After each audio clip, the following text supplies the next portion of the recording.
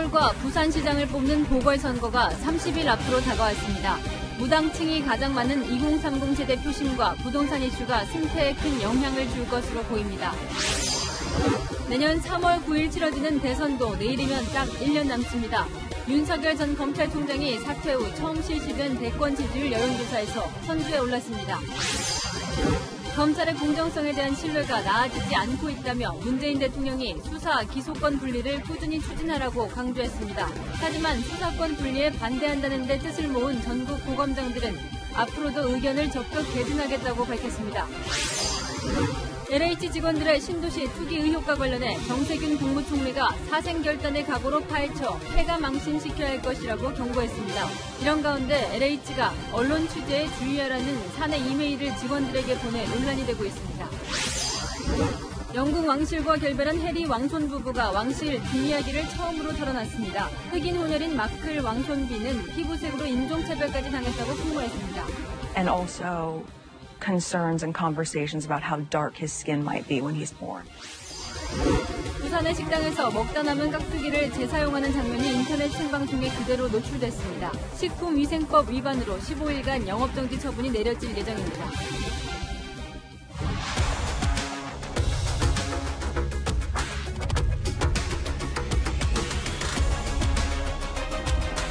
뉴스의 동정민입니다. 재보궐선거가 정확히 30일 남았습니다. 내일이면 딱 1년 앞으로 다가온 대선의 전초전 성격이 강하다 보니 여야 모두 절대 내줄 수 없는 선거인데요. 이 박빙 승부가 예상되는 서울시장 선거, 이 성패를 가를 최대 변수로 2030 표심이 떠오르고 있습니다. 이 과거에는 정치에 무관심하다는 평가도 받았지만 이번엔 달라졌습니다. 집값 폭등과 전세난의 치명타를 입은 상황에서 LH 투기 의혹까지 불거지면서 이들이 중시하는 공정, 화두까지 떠올랐기 때문이죠. 이 지지정당이 없는 무당층이 많아서 막판까지 어디로 마음이 튈지 모르는 상황인데요. 김민지 기자가 그들의 속마음을 들어봤습니다. 네, 저는 딱히 어딜 지지한다거나 그런 건 없어요. 아직까지 정치 성향이 굳어질 정도로 뭔가 특별하게 그런 계기가 없기도 했고. 저도 마찬가지로 무당층이에요. 특정 인물을 더 보는 것 같아요. 리얼미터가 지난주 실시한 여론조사에서 20대 이하 응답자 중 24.7%, 4명 중 1명이 지지정당이 없는 무당층이라고 밝혔습니다. 30대 응답자 중 무당층이라고 밝힌 비율도 16.1%로 다른 연령층에 비해 높았습니다. 한국갤럽 지난주 여론조사에서도 20대 이하 응답자 중 절반이 30대 응답자 중에서는 3명 중 1명꼴로 자신이 무당층이라고 답했습니다. 부동산 가격 폭등으로 내 집 마련의 꿈이 멀어지고 있는 2030 유권자들은 부동산 문제에 민감했습니다. 주거 문제가 해결돼야 하는데 하늘의 별 따기처럼 점점 더 멀어지고 있으니까. 너무 집값이 많이 올라가지고 제가 이렇게 벌어서만 사기 힘들 것 같아서 좀. 서울시장 선거의 최대 변수로 부동산을 뽑은 비율은 20대 이하 41.9%, 30대 44.2%로 다른 연령대보다 높았습니다. 2030은 LH 직원들의 투기 의혹에 대한 분노도 컸습니다. 굉장히 개인적으로는 분노감을 많이 느꼈고요. 저도 사실 집을 구하고 또 결혼도 해야 되는 입장에서 나 서울에서 못 살겠다 생각을 계속 하고 있었는데 이제 신도시에도 그렇게 투기를 했다는 의혹이 나와버리니까 이젠 수도권에도 못 사는 거 아닌가라는. 한 달 앞으로 다가온 서울시장 선거에서 부동산 문제 해결에 신뢰를 줄 수 있는 후보가 당선될 가능성이 높아졌습니다. 채널A 뉴스 김민지입니다. 지난해 총선 때 큰 위력을 발휘한 건 이 사전투표입니다. 역대 최고로 치솟으면서 서울에서 사전투표 승리가 대부분 실제 승리로 이어졌는데요. 이번 선거에서도 본투표 직전 주말에 사전투표를 할 수 있어서 큰 변수가 될 것으로 보입니다. 자, 이번엔 여야 누구에게 유리할까요? 송찬욱 기자입니다. 좀 더 유동적으로 스케줄에 따라서 할 수 있으니까 그냥 빨리 끝내고 싶은 그런 본투표에는 사람이 많이 밀릴 것 같아서. 선거 당일에 투표가 어려운 경우 선거일 닷새 전부터 이틀 동안 별도의 신고 없이 투표할 수 있도록 한 게 사전투표입니다. 지난해 4월 치러진 21대 총선 사전투표 득표율을 분석해봤습니다. 서울 49개 지역구 가운데 사전투표에서 이긴 후보가 최종 당선자가 된 곳이 44곳에 달했습니다. 사전투표 승자의 당선 확률이 90%에 가까웠습니다. 지난 총선 서울 지역에서 사전투표에선 졌지만 본투표에서 결과를 뒤집은 지역은 5곳에 불과했는데 국민의힘 후보가 당선된 곳입니다. 지난 2016년 총선 때 10%대 초반이었던 사전투표율은 지난 총선에선 26.7%까지 올라 역대 최고치를 기록했습니다. 코로나19 여파로 선거 당일을 피해 사전투표하는 유권자들이 늘어날 수 있다는 분석도 나옵니다. 전국적인 선거의 사전투표는 전통적으로 진보 정당에게 유리하게 작용한 측면이 있습니다. 다만 보궐선거는 전국선거가 아니고 또 휴일도 아니기 때문에 전국선거하고는 조금 차이를 보일 가능성도 존재합니다. 이번 4.7 재보궐선거 사전투표는 다음 달 2일과 3일 이틀 동안 진행됩니다. 채널A 뉴스 송찬욱입니다. 보궐선거 또 하나의 변수가 생겼습니다. 윤석열 전 검찰총장인데요. 사퇴하자마자 대선 지지율에서 치고 나갔는데 특히나 서울에서 강세를 보였습니다. 스튜디오에 정한희 기자와 함께 자세히 분석해 보겠습니다. 자, 정 기자, 마침 대선도 이제 1년 남았는데요. 대선 지지율에 변화가 생겼어요. 네, 일부 기관의 여론조사 결과만 놓고 보면 대선 주자 지지율 분명 출렁이고 있습니다. 여론조사 결과 살펴보겠습니다. 윤석열 전 검찰총장이 사의를 표명한 다음 날이죠. 지난 5일 하루 동안 물어봤는데요. 윤 전 총장 32.4%로 높은 지지를 받았습니다. 24.1%의 이재명 경기지사와 14.9%의 이낙연 민주당 대표를 오차 범위 밖으로 따돌리고 1위를 기록한 겁니다. 그럼 윤 전 총장 사퇴 전과 비교를 하면 어떻습니까? 네, 불과 열흘 전에 실시된 여론조사를 보겠습니다. 당시만 해도요, 윤석열 검찰총장의 지지율 17.9%였습니다. 자, 그런데 윤석열 전 총장이 사퇴한 이후의 지지율 무려 14.5%포인트나 올랐습니다. 다음 여론조사 보겠습니다. 문화일보 의뢰로 지난 6일에서 7일 실시된 여론조사인데요. 윤석열 전 검찰총장 28.3%로 이재명 경기지사와 오차 범위 내 접전을 벌였습니다. 네, 한 달 앞으로 다가온 서울시장 후보 여론조사 결과도 나왔죠? 어떻습니까? 네, 지난 5일에서 6일 실시된 중앙일보 여론조사 보겠습니다. 자, 만약에 안철수 후보가 야권 단일 후보가 되면 박영선 민주당 후보를 이기는 것으로 나왔습니다. 자, 만약 오세훈 후보가 야권 단일화 후보가 되면 어떨까요? 박영선 후보와 오차 범위 내 접전을 벌였습니다. 그러니까 이제 이전과 비교를 하면 야권 후보가 상승세를 보이고 있는 거죠? 네, 맞습니다. 한 달 전 여론조사와 한번 비교해 보겠습니다. 자, 안철수 후보의 경우 한 달 전만 해도 박영선 후보와 오차 범위 내 접전이었습니다. 하지만 최근 실시된 여론조사에서는 그 격차가 오차 범위 밖으로 벌어졌습니다. 자, 그럼 오세훈 후보 한번 보겠습니다. 오세훈 후보의 경우 한 달 전에는 박영선 후보의 오차 범위 밖에서 뒤지는 결과가 나왔는데요. 최근에는 오차 범위 내에서 접전을 보이고 있습니다. 네, 한 달 사이에 윤 전 총장의 사의 표명과 또 LH 투기 의혹이 있었는데요. 이 두 건이 야당의 상승세를 가져온 걸로 보입니다. 지금까지 채널A 뉴스 정한입니다. 지금부터는 LH 직원들의 신도시 땅 투기 의혹 관련 속보 전해드리겠습니다. 이미 여러 차례 보셨겠지만 LH 직원들은 광명 시흥지구의 땅을 사서 묘목을 빼곡하게 심어놨습니다. 보상을 더 받으려고 심은 것으로 추정되는데 어떤 나무를 심을지도 심사숙고해서 고른 것으로 보입니다. 지금부터 보실 버드나무, 용버들인데요. 수목으로는 상품성이 떨어지는 나무입니다. 왜 굳이 이런 값어치 없는 나무 묘목을 잔뜩 심었을까? 구자준 기자가 취재했습니다. 경기 광명시의 인적 드문 농가. 과수원도 아닌 밭에 묘목이 빼곡합니다. 버드나무과 식물인 용버들입니다. 제가 들고 있는 게 용버들 가지입니다. 보통 이런 논밭에는 잘 심지 않는데 이 땅에만 빼곡히 심겨 있습니다. 이 땅은 지난 2017년 8월 LH 직원이 사들였습니다. 주민들은 이 직원이 투기를 했다며 분통을 터뜨립니다. LH라는 건 알아요. 우선 공장이라는 게 가지고 있는 LH라고. 미쳤다고 들어 경기를 135만 주고 사갔어요? 투기 보고 산 거지? 우리는 원래 없는 쇠가까지 농사해도 진짜 아무것도 없는데. 이 LH 직원은 경기 시흥시에도 1000평이 넘는 땅을 사 버드나무를 심었습니다. 사람 한 명 지나가기 힘들 정도로 빼곡합니다. 보상을 좀 더 받기 위해서 그런 거죠. 빽빽이 심어놓은 거는. 빽빽이 심어서 좀 크게 커버리면 이제 나무가 전혀 상품성은 없는 나무로 변해요. 나무로서의 가치는 떨어지지만 보상금은 더 받을 수 있다는 겁니다. 토지를 보상할 땐 나무 이식 비용까지 지급하는데 나무를 뽑아 옮기고 다른 곳에 심는 모든 비용이 포함돼 나무가 많을수록 이득입니다. 버드나무 묘목은 상대적으로 저렴한 데다 어떤 환경에서도 잘 자라다 보니 같은 면적이면 더 많이 심을 수 있습니다. 보상 비용을 책정하는 것도 LH 몫입니다.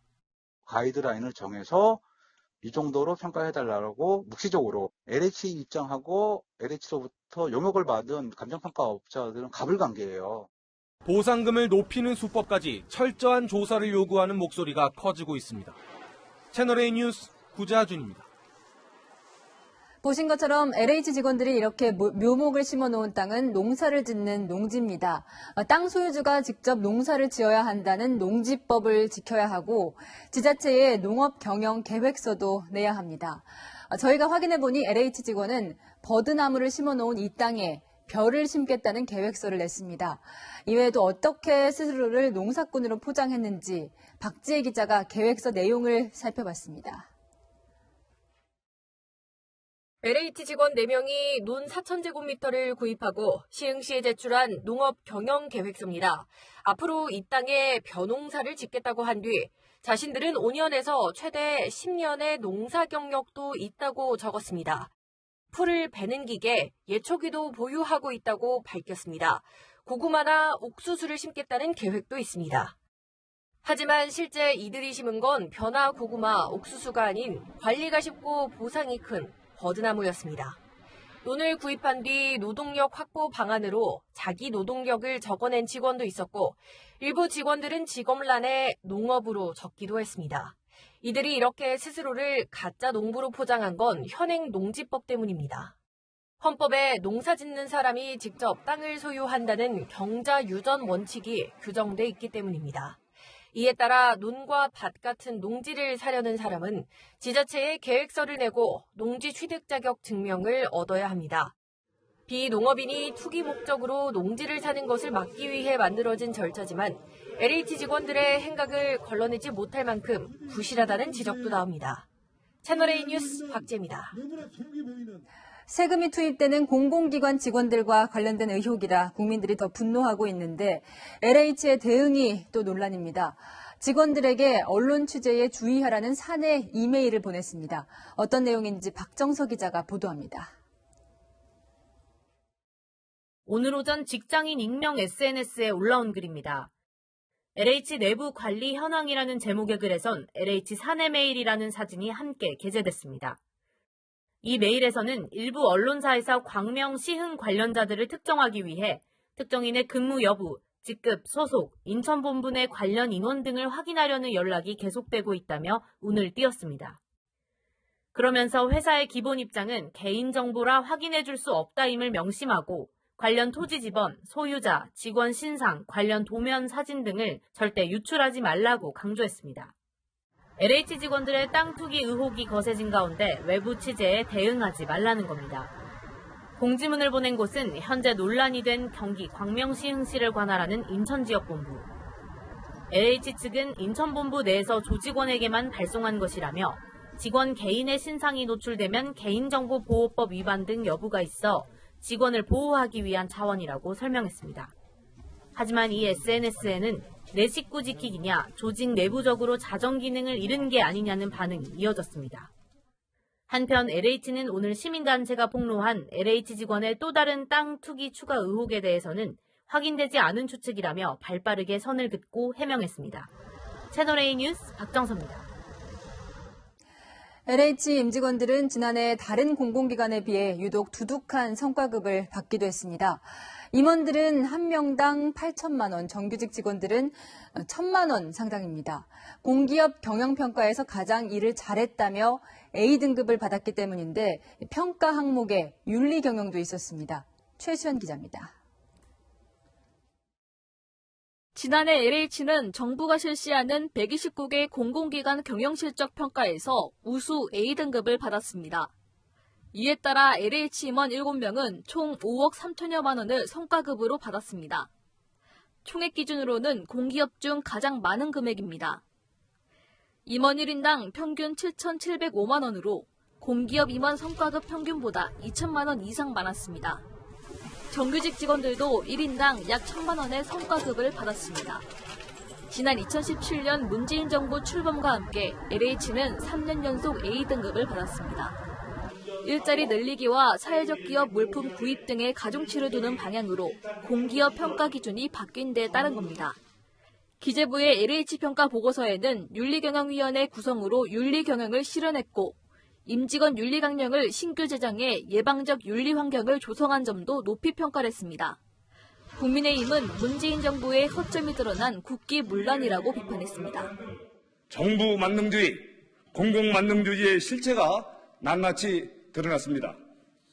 그야말로 총체적 국기문란입니다. 직원들의 투기 의혹 등 개인 비리는 정부 평가에 크게 반영이 안 돼 LH 임직원들은 올해도 성과급을 챙길 것으로 보입니다. 채널A 뉴스 최수연입니다. 여론이 악화되자 정세균 국무총리는 경찰 국가수사본부로는 부족하다. 폐가 망신할 정도로 엄히 다스리겠다며 정부 합동특별수사본부 구성을 지시했습니다. 이 조사 대상도 확대했는데요.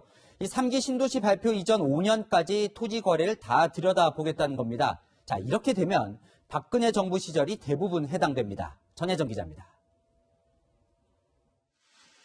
정세균 국무총리는 경찰청 국가수사본부의 정부 합동특별수사본부 설치를 지시했습니다. 조사 대상은 3기 신도시 1차 발표가 있었던 2018년 12월부터 5년 전인 2013년 12월까지의 거래 내역이라고 밝혔습니다. 박근혜 정부로 대상을 확대한 겁니다. 지구 지정 전부터 투기 가능성이 있을 수 있다는 이유에서입니다.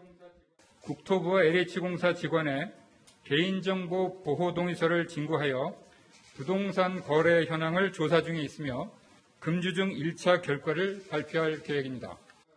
정부는 합동조사단 조사에 한계가 있다는 지적에 국세청, 금융위원회 등이 참여한 합동특별수사본부로 확대 개편해 차명거래 등 불법 행위까지 수사하겠다고 밝혔습니다. 문재인 대통령은 모든 행정력과 수사력을 총동원하라며 국수본은 발빠르게 수사하고 정부 조사단 조사 결과를 그때그때 국수본에 넘겨야 한다며 속도전을 강조했습니다. 문 대통령은 그러면서 검찰과 경찰이 유기적 협력으로 수사기관의 대응 역량을 극대화하라며 검찰의 협조를 당부하기도 했습니다. 국민의힘은 박근혜 정부 때로 조사를 확대한 것을 두고 물타기란 말을 쓰기도 입이 아플 지경이라고 비판했습니다. 채널A 뉴스 전혜정입니다. 윤석열 전 검찰총장이 떠난 후에도 이 정권과 검찰의 갈등은 계속되고 있습니다. 자, 문재인 대통령은 검찰의 신뢰가 나아지지 않고 있다며 검찰의 직접 수사 기능을 줄이겠다는 법무부에 힘을 실었습니다. 이 반면 검찰은 고검장 회의를 열어 중대범죄수사청 신설에 반대의 뜻을 명확히 했습니다. 공태현 기자입니다. 법무부가 올해 중점 추진하겠다고 밝힌 핵심 업무는 검찰의 직접 수사 기능을 축소하는 겁니다. 반부패 수사부 등 직접 수사 기능을 줄이고 이들 부서의 수사 인력을 인권전담부서, 경찰과의 수사협력부서, 재판 담당 부서 등에 재배치하겠다는 겁니다. 경찰에 대한 수사지휘 업무를 맡았던 형사부는 경찰이 수사를 마치고 사건을 검찰에 넘기는 것에 대비하는 재판준비 기능을 강화하기로 했습니다. 박범계 법무부 장관은 국민을 위한 수사, 기소 분리 방안을 마련하겠다고도 했습니다. 이미 검찰의 수사 권한이 6대 범죄에만 국한돼 LH 땅 투기 의혹 수사를 하지 못하는 상황에서 앞으로는 어떤 부패 수사에도 관여할 수 없게 되는 겁니다.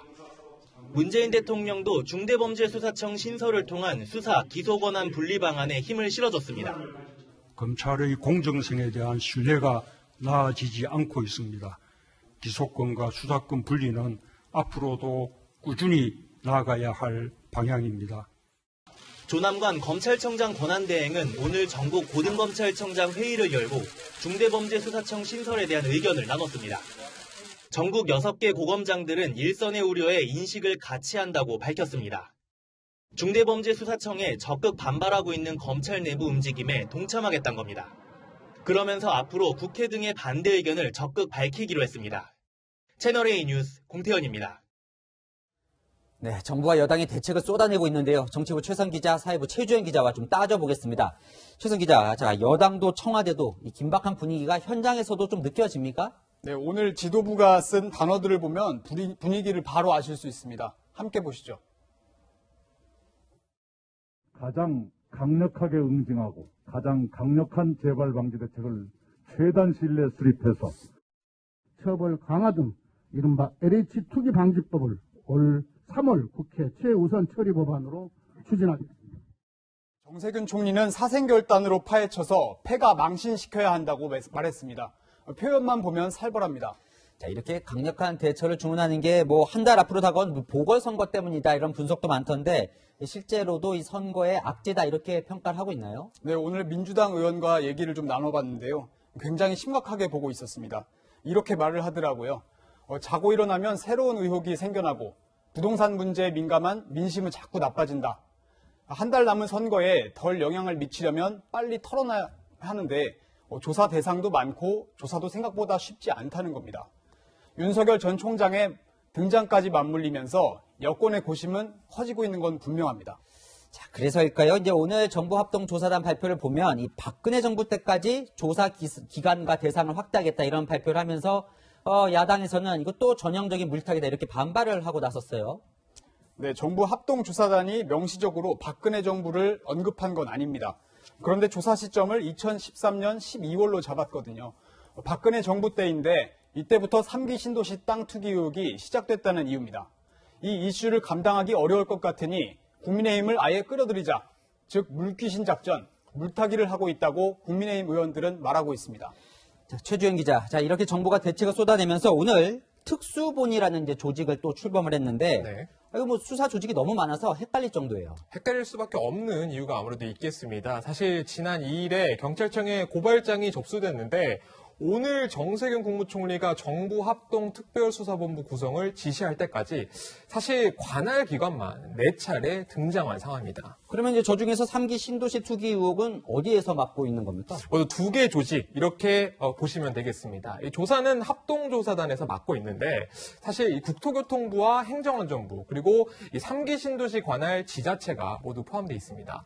그리고 합동조사단의 의뢰를 받아서 경찰청 국가수사본부가 수사에 나서는 구조인데 그런데 여기에 오늘 정 총리가 국세청과 또 금융위원회 등 관계기관을 추가 투입했죠. 그러다 보니 이 국가수사본부를 특별수사본부로 확대 개편하면서 힘을 실어주겠다 이런 목적으로 해석될 수 있겠습니다. 그러니까 이제 뭐 조사, 수사 권한이 있는 기관은 다 거의 다 동원하는 것 같은데 조금 더 구체적으로 누가 무엇을 살펴보겠다는 건지 설명을 좀 해주시죠. 네, 일단은요 합동조사단은 국토부로부터 이 LH 그리고 또 투기 대상이 됐던 관할 지자체의 관계자들 거기에다가 이 직계 가족까지 파헤치겠다는 건데요. 조사 대상만 따져보면 최소 14,000명 정도로 추정이 되고 있는 상황입니다.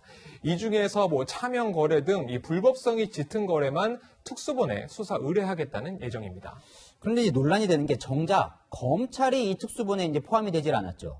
맞습니다. 이 조사와 수사에 착수한 지 일주일이나 지난 상황인데 아시다시피 지금까지 이 시각까지 이 압수수색 같은 강제 수사에 착수됐다 이런 소식은 사실 들리지 않고 있는 상황입니다. 그러다 보니 검찰 내부에서도 답답하다 이런 목소리가 나오고 있는데 투기 가담자들끼리 이 진술을 맞추거나 혹은 이 증거인멸할 시간을 벌어주고 있다 이런 내용이 나오고 있습니다. 또 정부 조사는 사실 앞서 설명드린 것처럼 시간이 많이 소요되는 직원 전수조사에 방점을 두고 있습니다.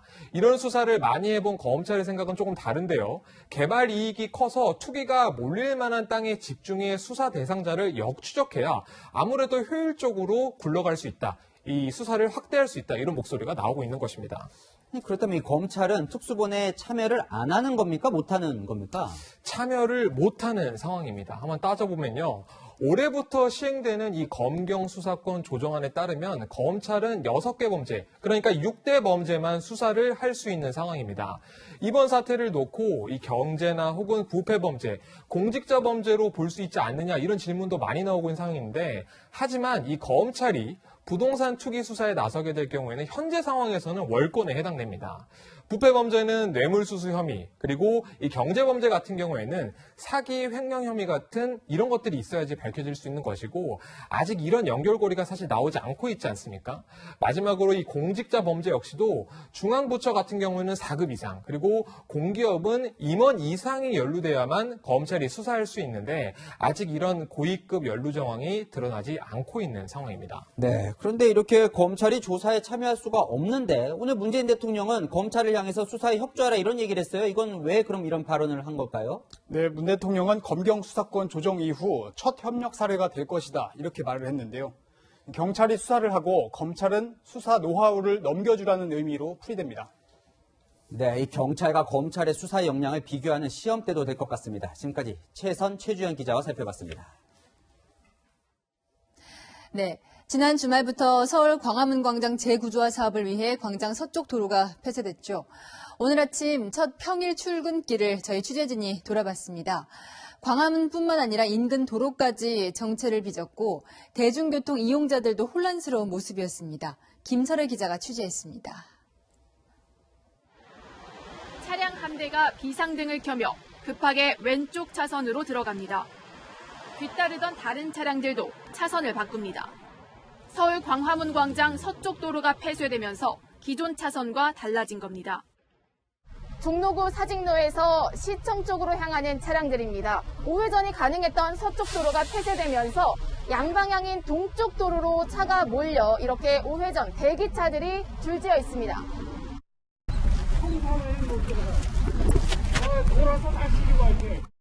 서울시는 지난 6일부터 광화문 광장 서쪽 도로를 폐쇄하고 동쪽 도로를 양방향 7차선으로 만들었습니다. 기존보다 차선이 줄었고 신호체계도 변경되면서 운전자들은 혼란을 겪었습니다. 너무 답답해가지고 돌아왔는데 교통 대란이 오지 않을까 그런 생각이 듭니다. 엄청나게 불편하죠. 버스 정류장 위치도 달라져 대중교통을 이용하는 시민들도 불편을 겪었습니다. 평소에는 한 20분 정도 걸렸는데 오는데 한 40분 정도 걸린 것 같아가지고. 버스를 이쪽에서 기다리고 있는데 아저씨도 헷갈리셨는지 기사님이 저쪽에 정차했다 가셨어요. 그래서 버스를 2개째 놓치고 기다리고 있는 중이에요.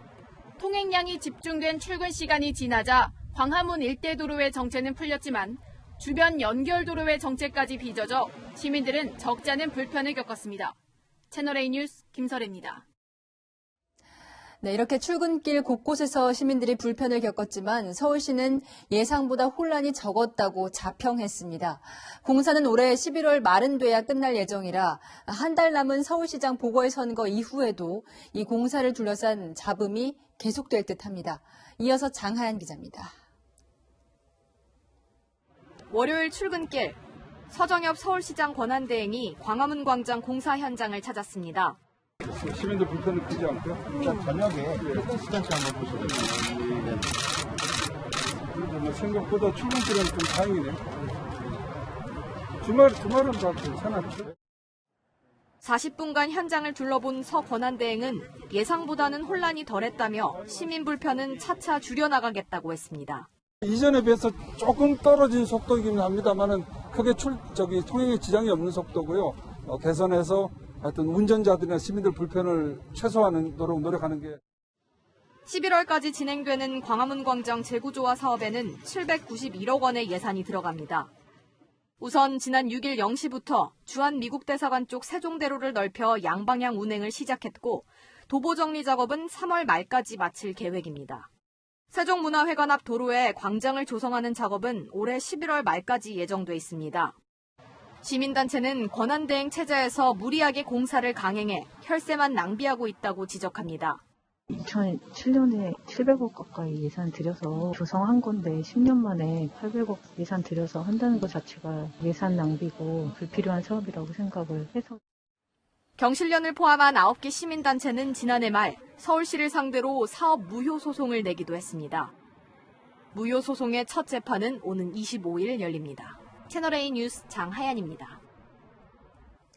오늘 기준 국내에서 코로나 백신을 접종한 뒤 숨진 사람이 모두 11명으로 집계됐습니다. 방역당국은 이 중 8명에 대해 조사해본 결과 백신 접종과는 인과성이 없다고 설명했습니다. 이현수 기자입니다. 방역당국은 백신 접종 후 숨진 11명 가운데 8명에 대해 역학조사를 벌였습니다. 대부분 5, 60대 요양병원 입원 환자로 기저질환이 악화돼 숨진 걸로 보고 있습니다. 백신과의 인과성은 없다는 판단입니다. 뇌출혈이나 또는 심부전이라든가 심근경색증, 폐혈증 또는 급성 간염 이런 것들이 있을 수 있다고. 8명 모두 접종 후 급격히 사망에 이를 수 있는 아나필락시스 반응이 없었고 같은 백신을 맞은 다른 접종자들에게서 중증 이상 반응이 없던 점으로 미뤄 백신 자체의 문제도 아니었다고 방역당국은 설명했습니다. 지금까지 코로나19 백신 1차 접종을 완료한 사람은 모두 31만여 명. 이 중 1.2% 정도인 3,900여 명이 근육통과 발열 등의 이상 반응을 신고했습니다. 특히 연령별로 봤을 때는 젊은 층에서 이상 반응 신고율이 높았습니다. 항원이 들어갔을 때 어떤 면역학적인 반응을 일으키는 그런 강도가 좀 더 면역이 활발한 젊은 층에서의 강도가 세기 때문에 예방접종 피해조사반에 참여한 전문가는 접종 후 발열, 근육통으로 불편하다면 아세트아미노펜 계열의 해열 진통제를 복용해도 된다고 설명했습니다. 채널A 뉴스 이현수입니다.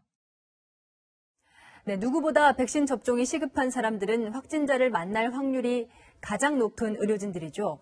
그런데 응급실에서 의료진과 확진자가 접촉한 상황이 발생했을 때도 의료진 보호가 충분히 이루어지고 있지 않다는 문제가 제기됐습니다.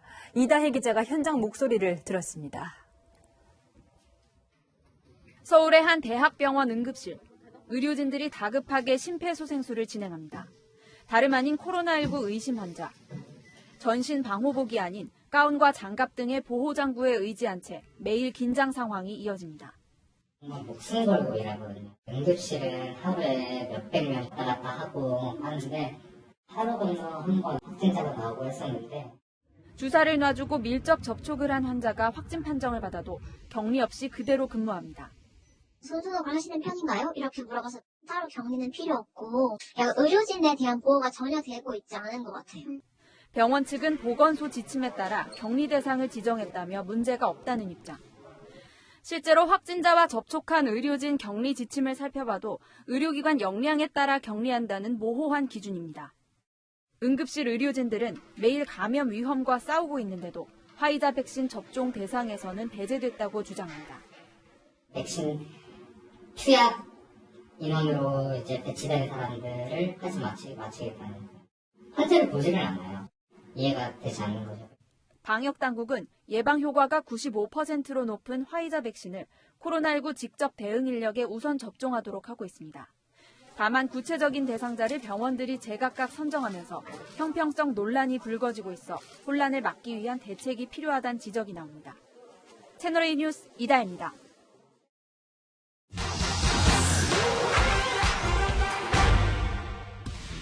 최근 한 온라인 매체에서 이런 보도가 나왔습니다.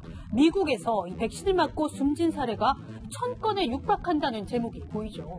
미 질병통제예방센터에 공식 보고된 숫자라고 통계까지 인용했는데요. 정말 백신 부작용으로 1000명이나 숨진 건지 확인해봤습니다. 해당 기사 속 사망자 수의 출처, 미 질병통제예방센터와 미 식품의약국이 공동 관리하는 백신 부작용 신고 시스템입니다. 의료진이나 환자, 보호자 등 누구나 백신 부작용 의심 사례를 신고할 수 있습니다. 신고 화면입니다. 이름과 주소 같은 신원 정보를 적고 예방접종일과 또 이상 반응이 시작된 날짜 등을 입력해 제출하면 됩니다.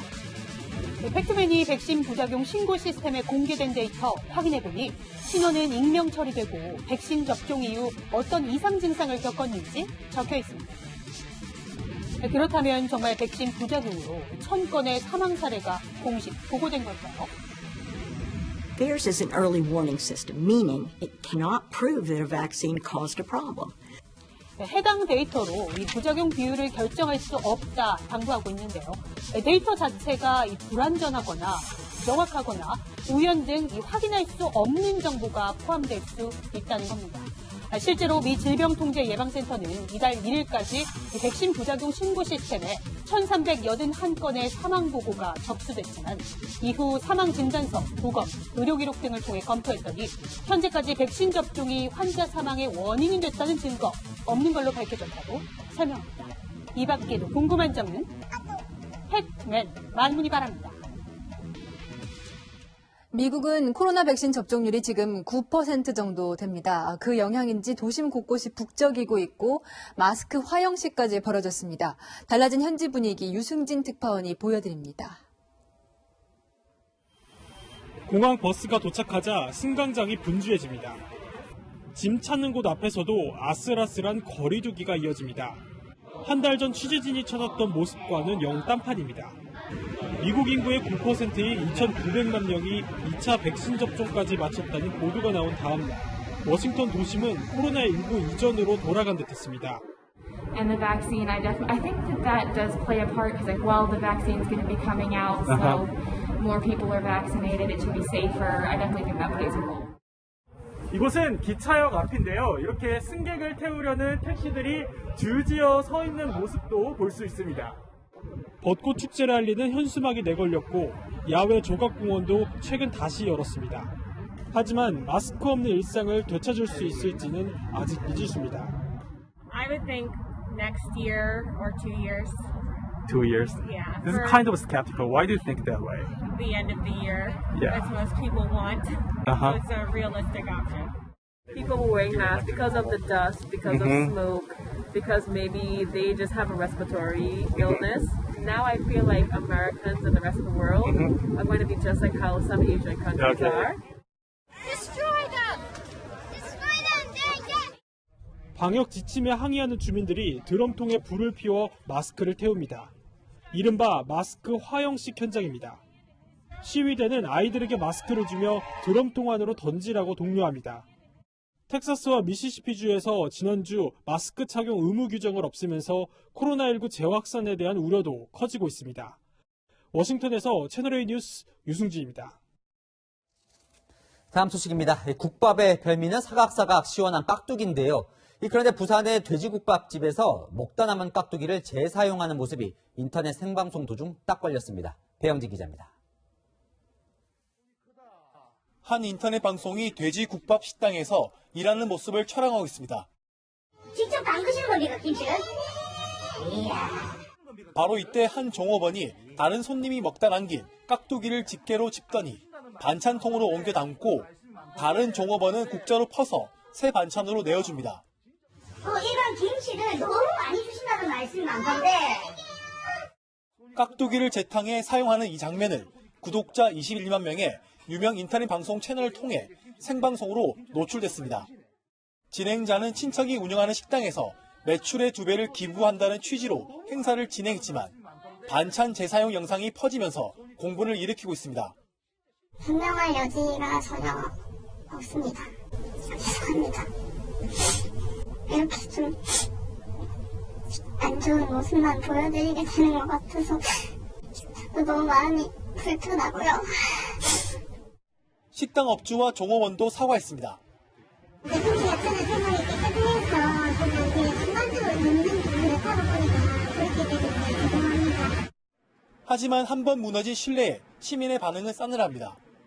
자기 자식이 먹는다는 그런 생각으로 해가지고 음식을 내놓아야 되는데 그걸 가지고 다시 손님들한테 했다면 상당히 더럽다고 생각합니다. 부산 동구청은 식품위생법 위반으로 15일의 영업정지 처분을 내릴 계획입니다. 채널A 뉴스 배영진입니다. 동네 곳곳에 식자재 마트가 늘고 있습니다. 전통시장 보호 차원에서 대형마트는 월 2회 휴일 규제를 적용받죠. 식자재 마트는 대형마트 기준보다 약간 작은 크기로 운영해 규제를 피하고 있습니다. 전통시장과 동네 슈퍼는 이 역시 반발하고 있는데 식자재 마트도 할 말은 있습니다. 여현교 기자의 현장 카메라 시작합니다. 과거 전통시장 대 대형마트였던 상권 전쟁에 식자재 마트라는 새로운 주자도 등장했습니다. 을들의 전쟁이라는 말도 나오고 있는데요. 어떻게 된 일인지 현장으로 갑니다. 지난주 일요일 경기도 한 식자재 마트. 카트를 끄는 사람들로 매장 앞이 북적입니다. 인근 대형마트와 기업형 슈퍼마켓은 의무휴업일 규정에 따라 문을 닫았습니다. 의무휴업 등 각종 의무가 따르는 대형마트인지 아닌지는 매장 면적이 기준입니다. 면적이 3,000제곱미터, 907.2평 이상이면 대형마트고 그 미만이면 대형마트가 아닙니다. 이것도 900평이 조금 안 되는 규모라 대형마트 규제에서 자유로운데요. 일요일인 오늘 장을 보러 나온 사람들로 주차장이 꽉 찰 정도입니다. 내부로 들어가니 발 디딜 틈이 없습니다. 식자재 마트지만 생활용품 코너도 따로 만들어져 있습니다. 코로나 때문에 9시에 문 닫을 때는 있었는데 그때 말고는 여기 24시였던 것 같은데? 식자재 마트에 대해선 시장 상인들이 특히 반발합니다. 인근 식자재 마트 때문에 손님이 줄어 과일을 버리기 시작했다는 한 상인. 이런 게 하루에 2개 반씩 나온다고 생각을 해요. 또 오픈하고 바로. 단골 고객들이 아무래도 감소되는 게 눈에 보이거든요. 상인들이 말하는 식자재 마트는 지난해 500m도 안 되는 거리에 800평이 넘는 규모로 들어섰습니다. 대형마트는 전통시장 반경 1km 내에는 들어설 수 없지만 이 마트는 약 2,600제곱미터로 대형마트 기준보다 작아서 들어설 수 있었습니다. 또 다른 지역의 경우 1km 반경 내에 식자재 마트가 3개씩 입점한 경우도 있고 대형마트가 폐업하고 나간 자리에 그대로 들어선 식자재 마트도 있습니다. 한국유통학회에 따르면 지난 5년간 연매출이 50억 원 이상인 식자재 마트는 약 90% 증가했습니다. 식자재 마트 측은 자신들도 소상공인으로 시작한 을이고 대형마트보다 훨씬 작은 규모라며 억울하다는 입장입니다. 대형마트가 수입하는 공산품, 가전제품을 파는 매장만 한 3,000개이고 룩스보다 더 힘들게 전통시장에서 저점하다가 대기업도 아니고 그러니까 열심히 해서 이렇게 뭐 하는 것도 죄가 아니잖아요. 국회에선 매출액이 50억 이상인 마트를 대형마트처럼 규제하자는 법안이 발의됐지만 전문가들은 규제만이 답은 아니라고 말합니다. 편한 것을 선호하게 될 수밖에 없는데 전통시장이나 소상공인들에게 그런 것들이 개선되기 전에는 또 소비자가 스스로 가지 않는 거예요. 또는 물류나 창고를 함께 쓰게 해준다든가 공동 구매를 통해서 싸게 물건을 구매할 수 있도록 서로 상생할 수 있는 그런 방법도 있고요. 채소와 생수도 온라인으로 사는 소비자들이 많아진 상황에서 여러 형태의 중소상권이 함께 성장할 방안을 찾아야 할 때입니다. 현장 카메라 여영규입니다.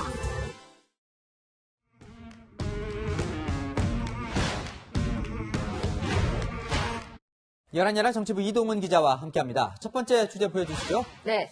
윤석열 전 검찰총장 느낌표와 물음표가 공존하네요. 무엇을 잡았다는 겁니까? 네, 별이 보이실 텐데요. 윤 전 총장이 사퇴하자마자 대선 주자 1위로 급부상하자 김종인 국민의힘 비상대책위원장이 이렇게 말했습니다. 내가 보기에 윤석열 총장이 별의 순간을 잡은 것 같아. 네, 김 위원장이 살아가는 과정에 별을 잡는 순간은 단 한 번 온다고 했는데 윤 전 총장이 그걸 잡았다고 한다면 상당한 기대감을 나타낸 거군요. 그런데 김 위원장이 곧이어 한 말을 들으면 마냥 반기는 것만은 같지 않습니다. 저번에 윤석열 총장 만나는 거 좀 고려하고 계신다고 했는데 내 스스로가 무슨 윤석열 총장을 당장에 만날 이유가 하나도 없어요. 당장 만날 필요는 없겠지만 유력 대선 주자가 없는 국민의힘으로서는 위기감도 들지 않을까 싶습니다. 그래요. 이제 그런 부분을 계속 파고드는 게 이제 정청래 민주당 의원이죠. 네, 정청래 의원은 윤석열 효과로 국민의힘 대선 주자는 페이드 아웃, 그러니까 보이지 않게 됐다. 국민의힘에는 재앙이 되었다고 주장했습니다. 적을 이용해서 다른 적을 제어하는 이른바 EJ 전법이라고 볼 수 있습니다.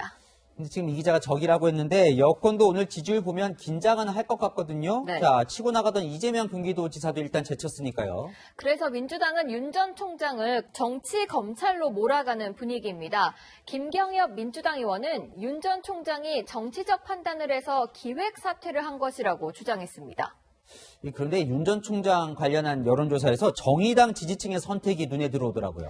네, 정의당 지지층에서 적절하다는 의견이 부적절하다는 의견을 크게 압도했는데요. 보수 진보 이념을 떠나서 문재인 정부에 대한 실망감이 반영된 게 아니냐는 분석이 나옵니다. 네, 다음 주제 보겠습니다. 네. 자, 오늘이 이제 113번째 여성의 날인데 네. 박영선 민주당 후보 여성 후보인데도 좀 곤란한 점이 있나 보죠? 네, 아무래도 박원순 전 시장의 성추행 사건으로 치러지는 선거에 나오다 보니 사과해라, 입장 밝히라는 요구를 계속 받아왔기 때문입니다. 그래서 결국 사과를 했죠? 네, 직접 들어보시죠. 박원순 전 시장 관련 피해 여성께 다시 한번 진심 어린 사과를 제가 대표로 대신 드립니다. 피해자분께서 조속히 일상으로 돌아오실 수 있도록. 오늘 박 후보는 여성 정책도 발표했는데 보시는 것처럼 대부분 여성들이 함께했습니다. 그래요. 정춘숙, 고민정 의원도 보이고요. 강경화 장관이 합류했다는 이제 보도도 나왔고 아무래도 의식을 했겠죠? 네, 야당은 세계 여성의 날을 맞아서 여당을 더 세게 비판했습니다. 민주당의 출마 자체가 2차 가해라는 겁니다. 진심을 담은 사과가 과연 여성의 날이라야 가능한 것인지 묻고 싶습니다. 진정으로 피해자에게 죄송한 마음이 있다면 출마하지 말았어야 합니다. 그런데 김진애 열린민주당 후보 발언도 2차 가해 논란이 있던데요. 네, 박 후보와 단일화를 앞두고 있는 김 후보가 어제 박원순 전 시장의 공은 이루 말할 수 없이 많다면서 우리 각자 모두 흠결이 있는 인간이라고 했기 때문인데요. 정의당은 서울시장 자격이 없음을 보여준 것이라고 지적했습니다. 오늘 같은 날 정치권이 해야 할 일은 피해자를 향한 따뜻한 말 한마디가 아니었을까 싶습니다. 네, 여성의 날에는 여성 참정권을 의미하는 장미를 나눠주는 풍습이 있는데요. 정치에서도 여성의 활약을 기대합니다. 지금까지 여랑야랑이었습니다. 영국 왕실과 결별한 해리 왕손 부부가 예고대로 미국 언론 앞에 섰습니다. 마클 왕손비는 피부색을 두고 인종차별을 당했다고 폭로했습니다. 한수아 기자가 보도합니다. 연꽃이 수놓인 검은 비단 드레스를 입고 사연 있는 듯한 짙은 화장과 표정으로 인터뷰에 나선 영국 왕손빈. 폭탄 발언으로 시작했습니다. And also concerns and conversations about how dark his skin might be when he's born. 흑인 혼혈인 마클 왕손빈에 대한 거부감을 나타내듯 당시 태어나기도 전인 아치 왕자를 피부색으로 차별했다는 겁니다. But the idea of our son not being safe and also the idea of the first member of color in this family not being titled in the same way that other grandchildren would be. 왕실의 일원으로 사는 삶을 잘 몰랐다며 정신적 충격이 컸다고 털어놨습니다. And I just didn't want to be alive anymore. You're on the verge of suicide. That's what you are describing. That's what I'm hearing. Yes. 해리 왕손은 아내의 모습이 어머니 다이애나를 떠올리게 한다며 어머니가 이런 상황을 알았다면 분노했을 것이라고 폭로했습니다. Wait a minute. Your family cut you off? Yeah, in the first quarter of 2020. But I've got what my mum left me. And without that, we would not have been able to do this. 마클은 자신이 손윗동서인 케이트 미들턴 왕세 손빈을 울렸다는 소문도 사실이 아니라고 반박했습니다. 해리 왕손 부부 인터뷰 판권이 900만 달러, 우리 돈 100억 원에 팔렸다는 현지 언론 보도가 나왔지만 이들 부부는 부인했습니다. 인터뷰 공개 후 영국에선 동정의 목소리도 있었지만 나라 망신이었다는 비난 여론이 많았습니다. 채널A 뉴스 한수아입니다.